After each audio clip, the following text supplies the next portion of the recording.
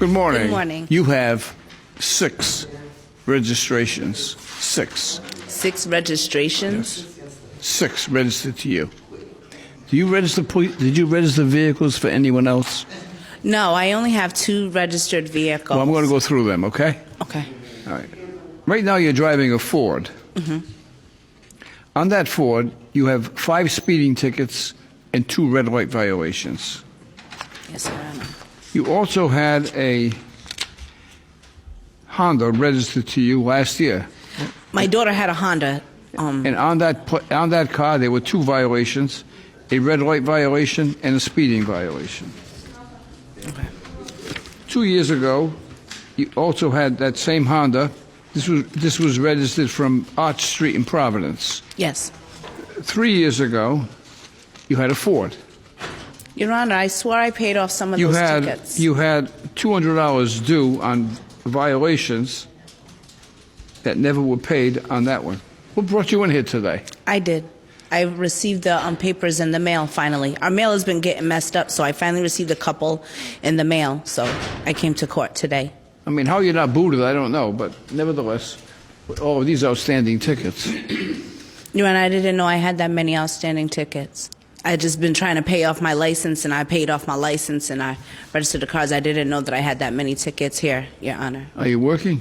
No, I'm not. How many kids? I have 6 kids. How old are they? I have a 23, a 22, a 20-year-old, a 6'5", and a 3-year-old. Oh. My hands are full. The older kids, are they helping you out financially? No.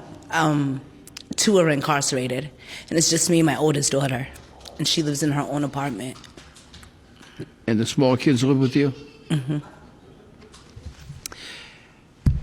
Here's my choices. I can look at your summons and say that you owe whatever the amount is here. It's probably $1,500 with penalties total. What we should do today is try to work out something that makes sense. Okay. Yes. The first thing we have to do with you is don't register a car for anyone else. I will not. Because you're going to be in the same boat. You're going to come back here and say, it's not me, it's somebody. Don't do that. Okay. Okay. Secondly, we're going to come up with something that's going to wipe out all of these that you can afford. So how much can you afford?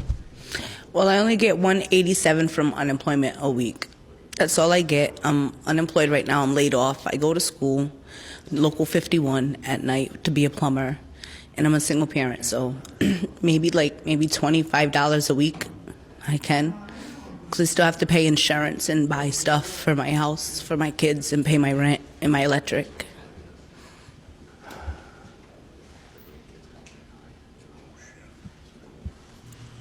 I just looked at the calendar. Today is my mother's birthday. Is it? Congratulations. And my mom obviously is not still living, but she was the most kind-hearted, generous person in the world. And I just looked at that and it hit me. And I'm getting teary-eyed. I'm saying to myself, what would my mother do? She'd probably give you the money, but I'm not going to do that. She probably would. First, you got to sit down and have something to eat. Then we'll discuss the money. Today, here's what I'm going to do here. I'm going to order you to pay $10 a week. Okay. And I want you to pay it every week. Okay. If you pay $10 a week for 15 weeks without missing, then I will dismiss the balance. Thank you. Because that will do 2 things, okay? It will show responsibility on your part. It will show that you made an effort, okay? Which would make me happy, so that you're going to do that. Yes. And it will also not leave you short any money, so that you won't be able to support your kids. Thank you. Okay, you offer to pay $25 for the whole thing. I'm saying pay $10. Show me that you have responsibility. Yes. Do it for 15 weeks. I'd be happy to dismiss the balance. Thank you, Your Honor, Okay. so much. I appreciate it. And I will. I will. It's another bill on my tab, and it'll get paid. My mom just told me to do that. I can see her telling me. Thank you. Good luck to you. Yeah. You have a good day. As you saw, I was struggling to find an equitable solution to Miss Lee's situation. And then I glanced at my calendar and noticed it was my mother's birthday. Almost instantly, I knew what to do. My mom was helping me as she did throughout my life. My mother was a warm, compassionate, understanding, and giving woman.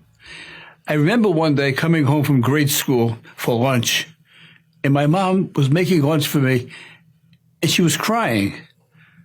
And I said, "Mom, what's the matter?" And she showed me an advertisement. It was a picture from Boys Town in Nebraska. And a young boy was carrying his brother on his back before a priest. And he was answering to the priest and said, "He ain't heavy, Father. He's my brother." And my mother was looking at that picture and thinking of the hardship of those two youngsters in their life. And it broke her down, and she was crying. And we had no money, but she made a contribution to Boys Town of Nebraska. And those were the lessons that I learned as a young man, to give and think of others and be compassionate and considerate and charitable. Show of hands. Who cried during that case? Yeah, me too. Just a little, mainly man tears, which is totally cool these days. Another show of hands. How many of you know Court in Providence is a television show that you can watch every single weekday? That's not enough for you. To find out what channel we're on, go to courtinprovidence.com, click on your local listings, scroll down till you find your hometown, then start weeping again. This time, tears of joy.